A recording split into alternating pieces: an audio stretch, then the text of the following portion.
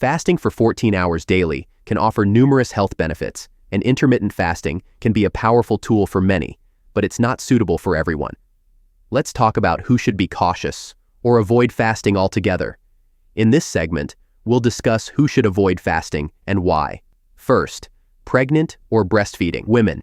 Pregnant and breastfeeding women have increased nutritional needs that are essential for the health of both the mother and the baby.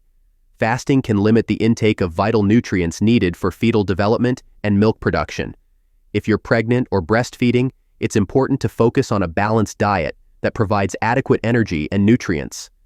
Fasting during these periods is generally not recommended unless advised by a healthcare provider before making any changes to your diet. Second, individuals with eating disorders. Those with a history of eating disorders, such as anorexia, bulimia, or binge eating disorder, should avoid fasting. Restricting food intake through fasting can trigger unhealthy behaviors and exacerbate these conditions. If you have or have had an eating disorder, it's crucial to prioritize a healthy relationship with food or approach fasting with caution and seek professional guidance before making any changes to your eating patterns. Third, people with certain medical conditions. If you have certain medical conditions, fasting may not be safe or appropriate. For instance, individuals with chronic conditions like diabetes, especially those on insulin or medication that affects blood sugar levels, should avoid fasting without medical supervision.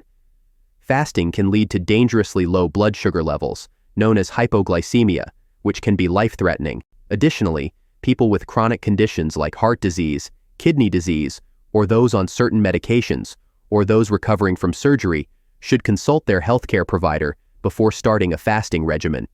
Fasting can affect blood sugar levels and interact with medications, so professional guidance is essential. Fourth, fasting can be risky for individuals who are underweight, having low body mass index, BMI, or have nutritional deficiencies. If you are underweight, fasting can further deplete your energy stores and lead to additional weight loss, which can be harmful. Similarly, if you have a vitamin or mineral deficiency, fasting might reduce your nutrient intake, making it harder to address these deficiencies and could potentially worsen them.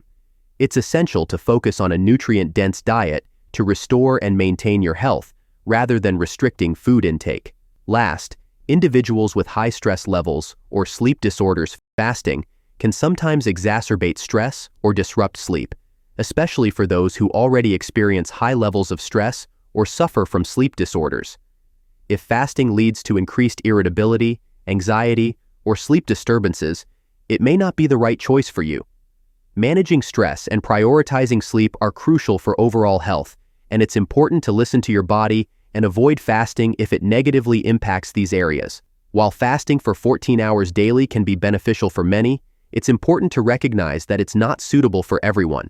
If you fall into any of these categories, or if you have concerns about how fasting might affect your health, it's best to consult with a healthcare professional before starting a fasting routine. Remember, your health and well-being should always come first. Now that we've covered who should avoid fasting, let's shift our focus to those ready to embark on a 14-hour fasting journey.